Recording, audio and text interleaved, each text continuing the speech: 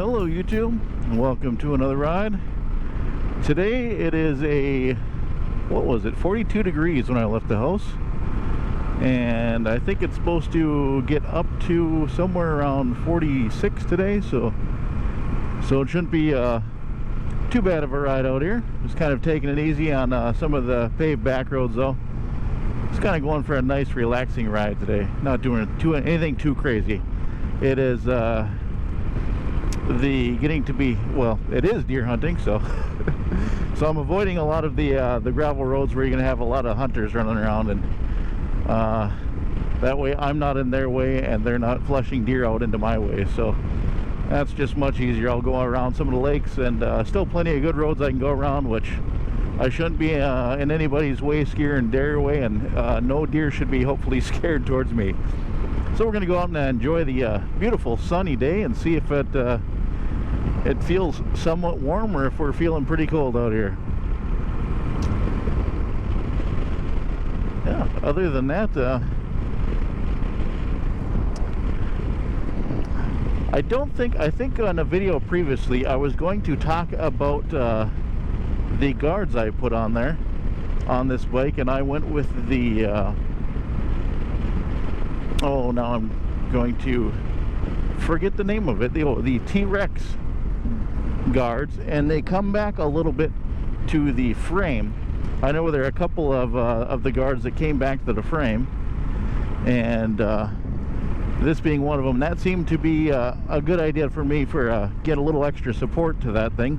It seems like if you'd fall over without that, it would just kind of smoosh into the fairing, but yeah, these ones seem nice and heavy duty, I should say, not heavy weight.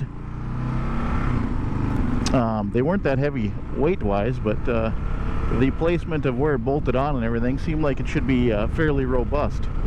And they did have down at the bottom, like the first part of contact that you'd most likely have, they have like a little aluminum replaceable skid plate type thing, or little ski built right into it. So I imagine if you go down a few times, that's meant to take the brunt of the abuse, and if it gets in too bad a shape, you just pop it off and put a new one on.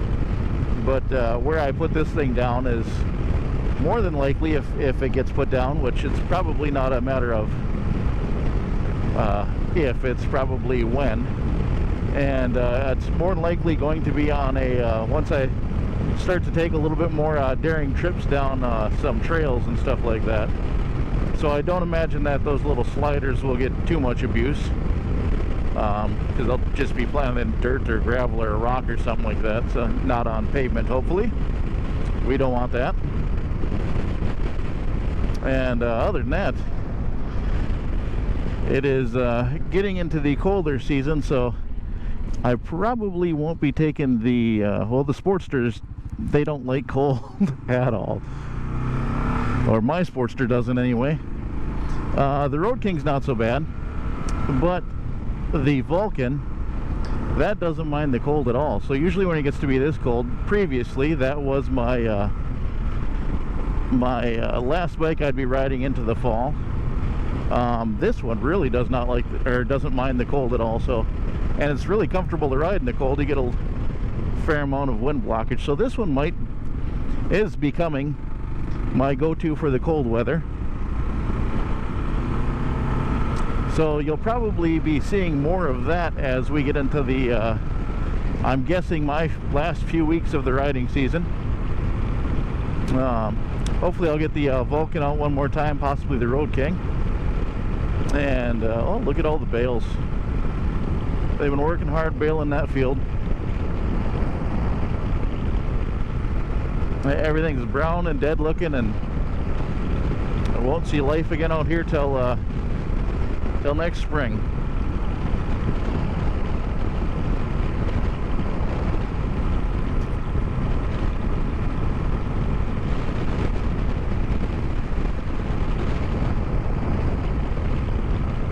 But yeah, you should probably be seeing a little bit more of this bike and the Vulcan, but maybe I'll get the Road King out one more time, give you guys a show of that. But yeah, the Sportster, that one just does not like starting in the I don't know if the heavy heavier weight oil. I just leave the heavy weight oil in the cold weather just because I drive it mostly in the summer, so why change oil just for the cold season if it's only going to be a short period?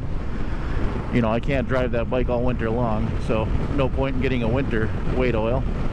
And that one just doesn't seem to want to turn over once that thick oil gets cold. Seems like the Sportster struggles. The Road King does do okay, but yeah, with this one and the Vulcan, they both take the 1040 instead of the 2050. So the cold weather doesn't quite make that stuff as thick, and they seem to start just fine on that. Matter of fact, I've started the Vulcan in previous years in extremely cold temperatures, just let her warm up a little bit, went for a little ride when I had a clear opportunity on the roads. The roads weren't iced over or anything, and it handled it just fine. One thing I do have to look into over this winter is next summer I plan on slowly more and more challenging myself on more aggressive roads and trails on this bike. Kind of keep getting outside of my comfort zone and kind of finding my limits on it and pushing those limits a little bit, just to kind of, in a very slow manner, mind you, just to kind of increase my skills a little bit, since this is not what I am used to. I don't know if any of you guys watch my previous videos. This is not my normal style riding. Well, this is my normal style riding, but this kind of bike is not normal for me. So with that, this year I didn't bother, but I've always just worn my normal work boots as my riding boots, because I've always done just street riding, which, you know, not too much of a risk of hurting an ankle or something like that as you would on an off-road. Oh, look at that, there's all sorts of shit. But I do have to look into getting some boots this winter, probably, so I have them in the spring. And I've been, you know, following that debate that it seems like everybody's has. Do I go with the adventure boots or the motocross boots? And I'm leaning more towards the adventure boots, just because I don't see myself doing any, you know, extremely single track heavy technical trails with this thing. I mean, it's a KLR. It's meant to be going down gravel roads and then slightly more difficult. And most of what I'm going to be doing is probably stuff like this, so not too technical. And I do enjoy, when I get to a place, riding out and walking around a bit. You know, if I drive out to a park or someplace where I'm out in the woods walking around a bit. So that's leaning me more towards the adventure boot. But then I was looking at the Alpine Star makes one. It's what is it, the Corazol and the Belize, and they're similar boots. One's taller, one's shorter. And I also don't see myself hitting my shin on stuff, you know, since I'm not going to be doing a lot of the single track and stuff. I don't really see branches coming at me, so I was leaning towards the shorter one. And they still seem to have this hinge system where it seems like it would still give you, not obviously the same support as a motocross boot, but to me it looks like it would be a good amount of support for a adventure boot, since a lot of them that you see are very there's not a lot of resistance in the bending angle, where it looks like that one definitely has some resistance with that hinge system. So I was kind of looking at that one, but I wanted to throw the question out there if anybody was kind of in that same boat and found something that they went and with and offers. Obviously, since I'm new at this, I'm fearing that I will be falling down, and I really don't want to end up in the middle of nowhere with a twisted ankle or anything like that. So I'd rather go more safe, but still be able to walk around a bit when I get there. So that's what led me towards that Alpine Star model with the hinge system. But if there is anything that people would recommend that's similar, yeah, let me know. Or if somebody has tried those Corazal or the Belize and really enjoy them, let me know that too.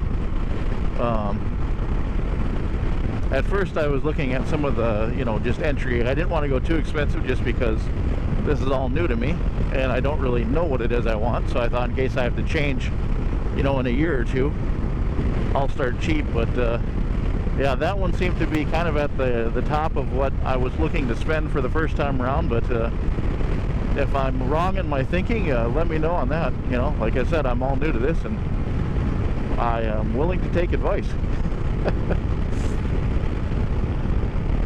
But that's all going to be over this winter, and right now I should be out enjoying the ride, huh? And everybody in warmer climates, go out and enjoy the ride too. Do it for me. I won't be able to shortly here. Pretty soon this will all have a foot of snow over it and iced over and everything, and not passable with a motorcycle. But right now it is. So I'm going to go enjoy it.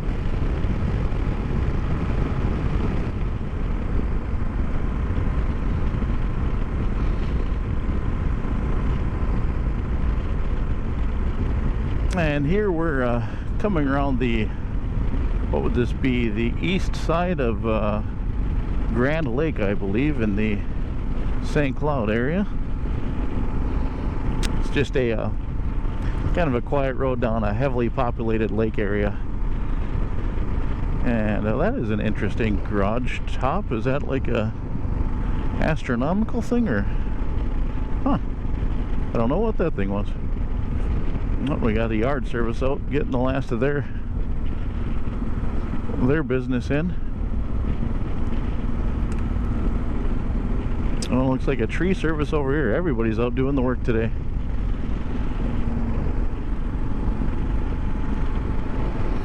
And on the back side here, I'm pretty sure this is all just kind of a swampy marsh for as far as you can go, which I'm not sure how that, what that means for all these houses, if none of these people have basements, or if it's, that one looks like a split level, so they must have a little bit of a lower level. But I imagine they get a little moisture in their lower levels if they've got them, or if it's just a slab.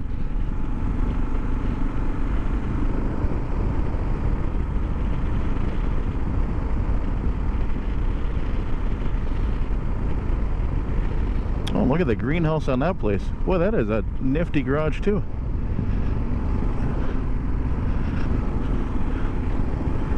I gotta pay attention to these people's garages. Their garages look nicer than their house.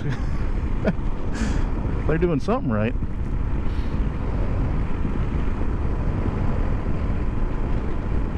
Oh yeah, their whole yard. Oh, they even got a boat in there. Oh, I suppose maybe this is all swamp right here in their front yards too.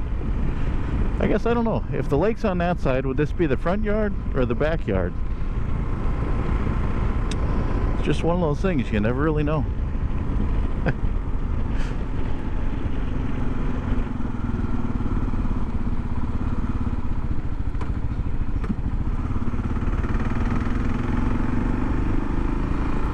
And you could tell that we had a little bit of snow last weekend, which you can see the remnants of where they salted and sanded, and I'm getting a lot of that on these back roads. I didn't think that they were out with the salt trucks already, but we had what, a couple, I don't think it was quite 2 inches of snow, but it had gotten really icy, and they were out with apparently a bunch of salt trucks on these back roads and coating them with the salt and sand and grit, give some traction, which what that means when you come down here on the motorcycle is that you're going into a paved corner and you're just going to get a fine layer of salt and sand over everything, which can be bad if you get enough of it.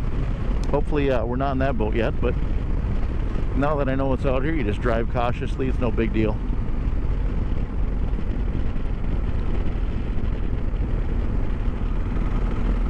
But if you were hitting them hard, not expecting anything like that, and expecting full traction like here, yeah, you can see a big pile of it where it just started dumping out of the truck. If you're coming into a corner that has all of that in there, and all of a sudden it surprises you, that could be a problem. And you run into that with a lot of the spring riding around here. Most of the corners and intersections will have layers of that stuff in there, so you got to be really careful when you first go out for your first rides in the spring. Just want to expect that everywhere you go. That way it won't surprise you, hopefully.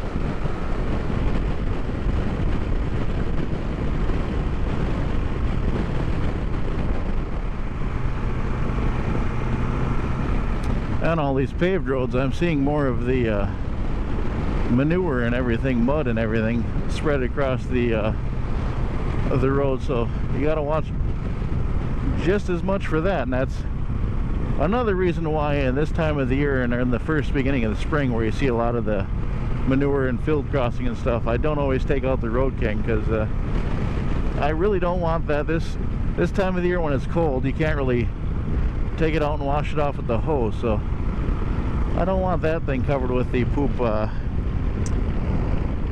This one I think would be able to handle getting the wash down, and there's it's not the big touring bike, so there's less to clean on the bottom side. This one, I don't know, it doesn't bother me as much to get it on this one, because I have a good feeling that I could wash this one off a lot easier than the Road King, where everything's tucked underneath with a touring bike and low. This one sits up a little higher. Even if I can't get under the hose, if I get under the spray bottle by hand and have to wash it, I can at least do that. So there's another reason why you're probably going to be seeing more of this one here throughout the fall and then the first rides in the spring. It's because this one can hold up to the abuse a little bit more, I think.